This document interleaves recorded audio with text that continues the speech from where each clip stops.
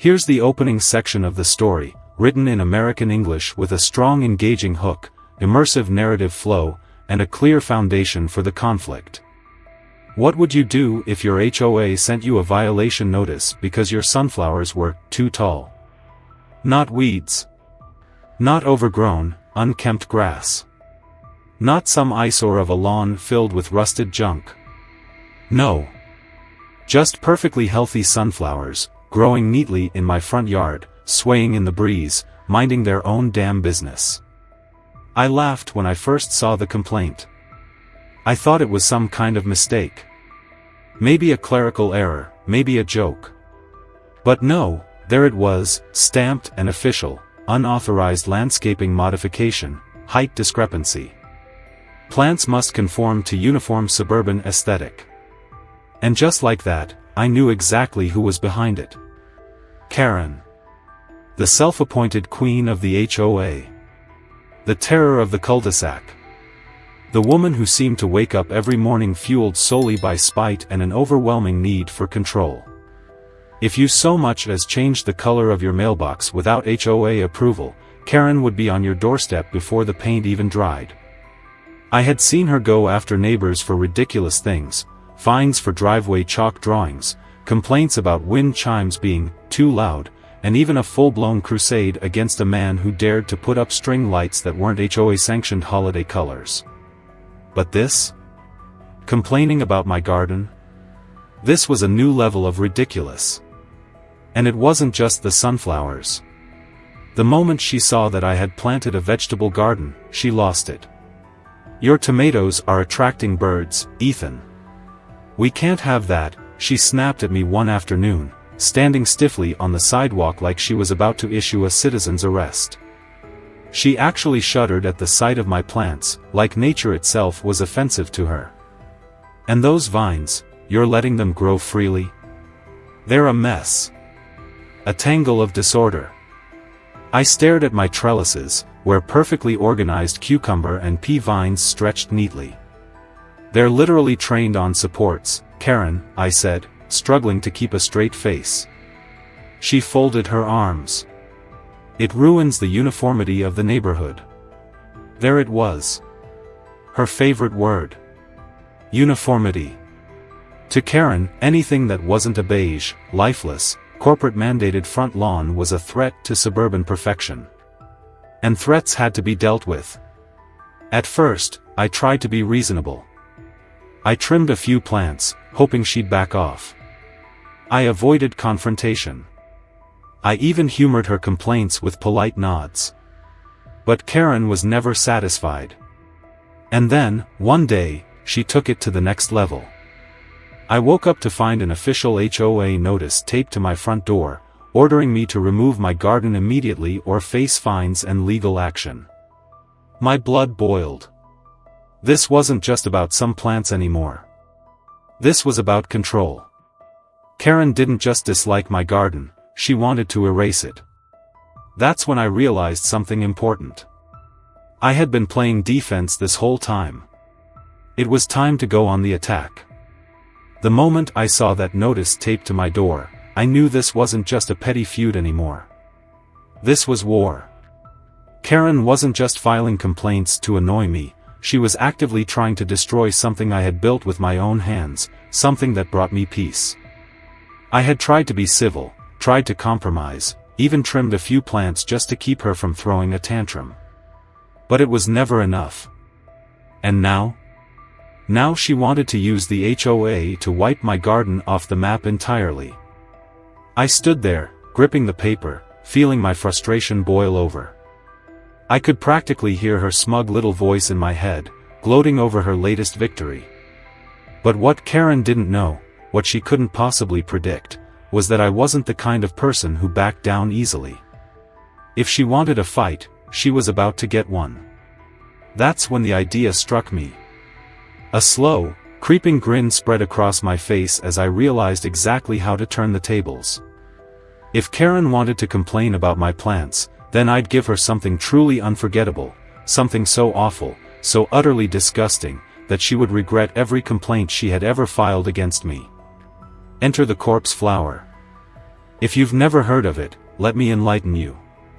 The corpse flower, Amorphophallus titanum, is one of the rarest, largest, and most revolting smelling plants in the world. When it blooms, it doesn't just release a mild stink. It unleashes the stench of death, a thick, rancid odor that mimics rotting flesh, strong enough to make people gag from blocks away. And I was about to plant one right under Karen's bedroom window.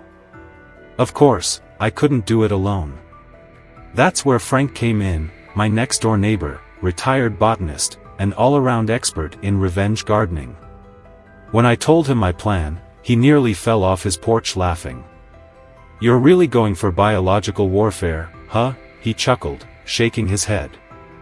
"I like it. I'll help."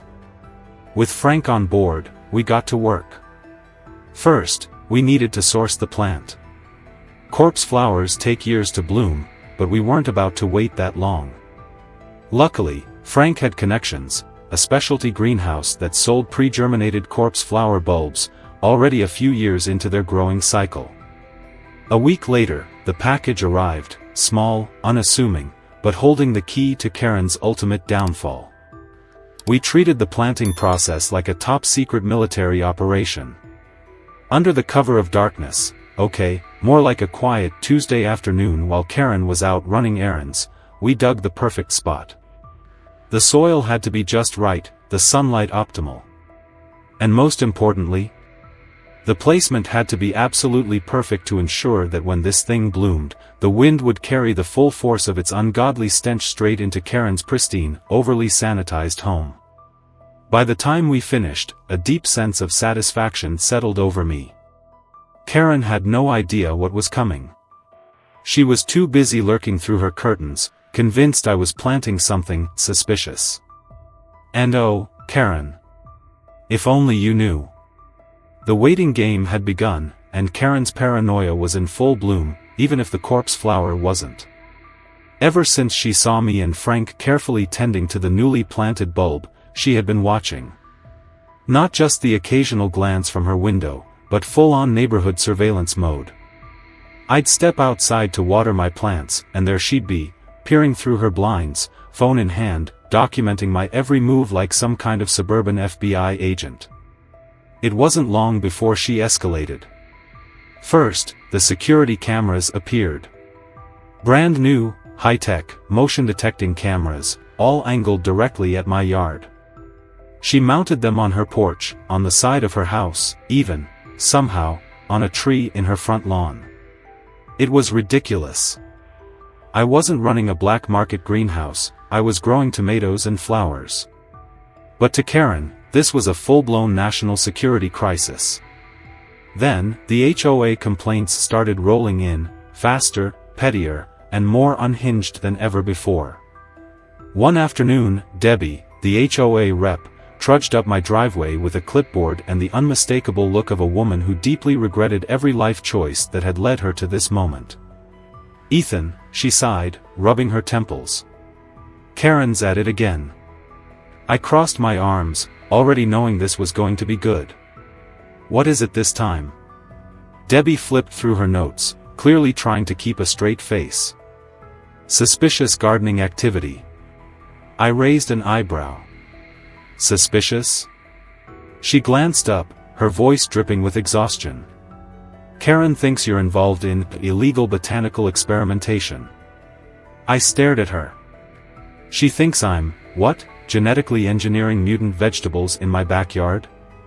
Debbie exhaled loudly, pinching the bridge of her nose. "Look, I know this is ridiculous.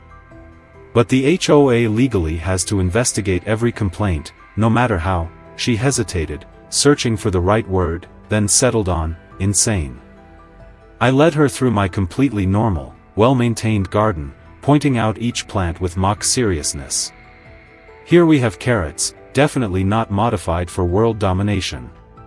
Over here, some treacherous cucumbers. And this," I gestured toward the carefully planted corpse flower, "is just a rare tropical bloom. Nothing illegal, nothing invasive." Debbie knew exactly what I was doing. She glanced at the plant, then at me, and for a split second, I saw the corner of her mouth twitch, the tiniest hint of amusement. She quickly cleared her throat. Right. Well, nothing here violates any rules. But, do me a favor. I tilted my head. What's that? Don't tell Karen that. And just like that, Karen was losing control. But she wasn't done, not even close. If she couldn't get rid of my garden legally, she'd make my life miserable in other ways. First, my mailbox vanished. Gone. No explanation. One day it was there, the next morning. Poof. I called the post office, but they had no record of it being removed. Then, my garden hose was sliced clean in half, not chewed by animals, not worn down from age. A precise, deliberate cut. And finally, the worst offense of them all, my favorite garden gnome, Sir Digsalot, was stolen from my front yard. That was the final straw. I wasn't dealing with a neighbor anymore. I was dealing with a saboteur. So I did the only logical thing. I upgraded my own security cameras. If Karen wanted to play dirty, I was going to catch her in the act. The first sign that the corpse flower was getting ready to bloom came subtly, a faint, musky scent lingering in the air, barely noticeable at first. But I knew what it meant. The real show was about to begin. Frank noticed it, too. One afternoon, he crouched near the thickening stalk, running his fingers along the edges of the plant like a proud scientist admiring his latest experiment. "It's happening," he murmured, grinning like a kid on Christmas morning. "Won't be long now." The timing couldn't have been more perfect. Karen had spent the past few weeks spiraling into full-blown paranoia, lurking in her yard with a clipboard, scribbling nonsense about botanical hazards, harassing the HOA until even Debbie started avoiding her calls, and worst of all, trying to sabotage my garden in the dead of night. But thanks to my new high-resolution security cameras, I had caught her red-handed.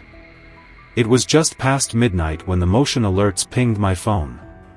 The grainy black and white footage flickered to life, revealing a shadowy figure creeping toward my garden fence. Even through the poor lighting, I could tell exactly who it was. Karen. Dressed in all black, like some kind of budget ninja, she moved with all the grace of a raccoon digging through a trash can. In one hand, she clutched a pair of gardening shears. I watched, waiting. Let her get closer. The moment she lifted the shears, preparing to hack into the corpse flower's stem, I hit the floodlights. Bright, blinding light washed over her. She froze like a deer caught in headlights, her eyes wide, mouth forming a perfect O of panic. "Going somewhere, Karen?" I called out from my porch. She let out a startled yelp, fumbling with the shears, her head whipping toward my voice. I was just checking on something." "At midnight?" I stepped forward, casually holding up my phone, still recording. "With gardening shears?" Her eyes darted to the cameras, realization dawning. She was caught. Cold. Before she could think of an excuse, my front door slammed open behind me. Frank stepped out, phone in hand, recording her from another angle, his face split into the biggest, most entertained grin I had ever seen. "Smile, Karen," he called, laughing. "You're on camera." Karen made a sound somewhere between a gasp and a screech, spun on her heel, and bolted, full sprint, arms flailing, crashing into her own trash cans on the way back to her house. I let her go. There was no point chasing her. I already had everything I needed. The next morning, I wasted no time. I sent the security footage straight to the HOA and filed a police report for trespassing and attempted property damage. By noon, a police cruiser pulled up in front of Karen's house. I didn't even have to pretend not to watch. She answered the door, hair a mess, face red with indignation, and immediately launched into one of her signature dramatic monologues. I couldn't hear the whole conversation, but judging by the officer's deadpan expression, he wasn't buying a single word of it. 10 minutes later, they handed her a citation. And just when I thought the day couldn't get any better, the corpse flower fully bloomed. It started slowly, a shift in the air, a creeping, pungent odor that slithered through the neighborhood like an invisible fog. Within hours, the smell was unbearable. And Karen? Karen was losing her mind. The first scream came from her house. Her front door burst open, and she came stumbling out, gagging, frantically waving her arms in the air like she was physically trying to fight off the smell. "What is that?" she shrieked, spinning in circles, eyes watering.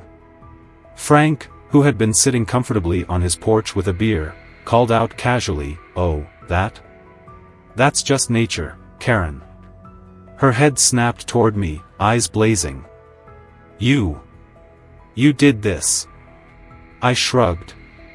"Did what? Grow a perfectly legal, rare flower?" She tried to respond, but the smell hit her again. She doubled over, dry heaving, her entire body convulsing with the effort. Around the neighborhood, people started stepping outside, wrinkling their noses. Some covered their faces with their shirts, looking around in confusion. Karen, still gagging, scrambled for her phone. "I'm calling the authorities," she shrieked. This is a biological attack." I had to bite my cheek to keep from laughing. 20 minutes later, another police car pulled up. 2 officers stepped out, looking mildly concerned but mostly annoyed. Karen ran toward them like a woman possessed, waving frantically at my yard. "He's poisoning the air," she yelled. This plant is toxic." One of the officers raised an eyebrow. "Toxic?" "Yes. It smells like, she gagged dramatically, clutching her throat. The officer turned to me. "Sir, are you growing something dangerous?"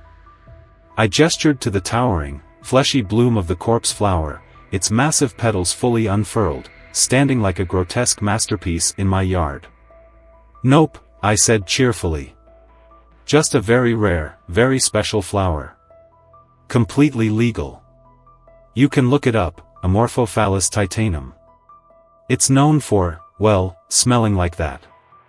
The officer sighed, pulling out his phone. After a few seconds of reading, he nodded. He muttered. "Yeah, this isn't illegal." Karen's face contorted in rage.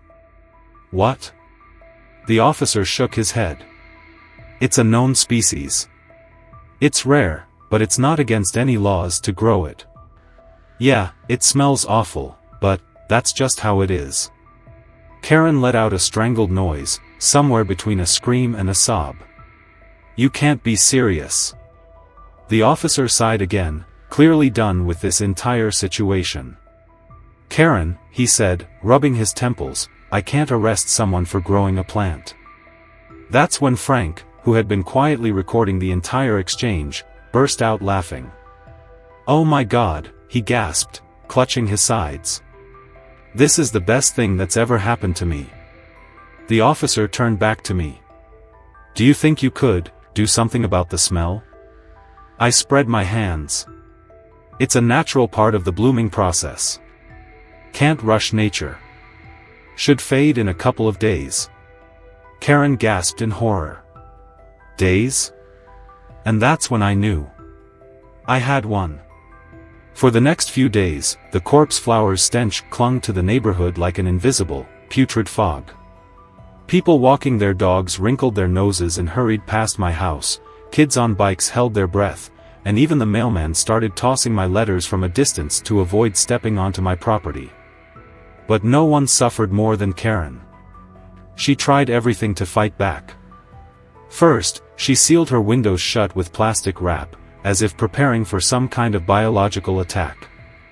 When that failed, she set up massive industrial fans in her yard, hoping to blow the smell away, but all that did was send the stench in every direction, making the entire block miserable.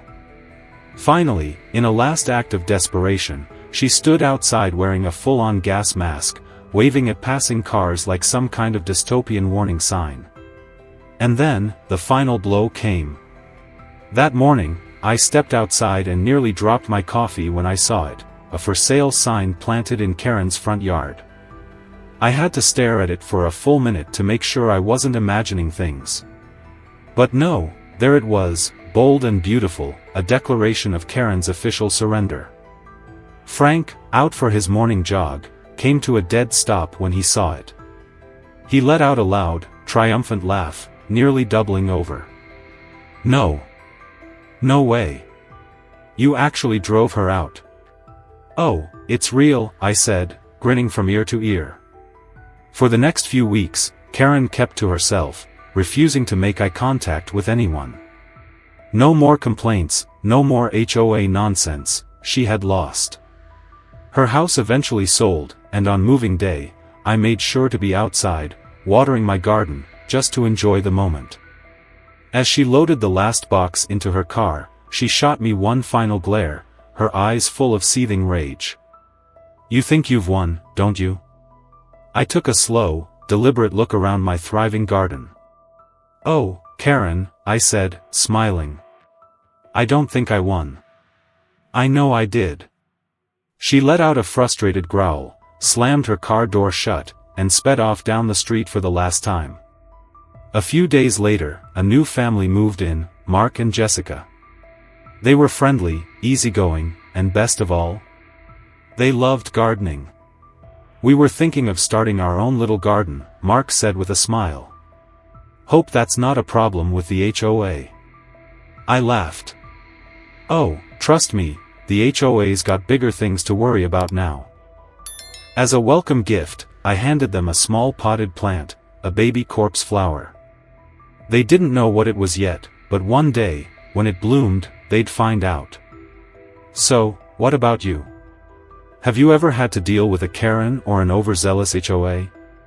Share your stories below, let's see who had it worse.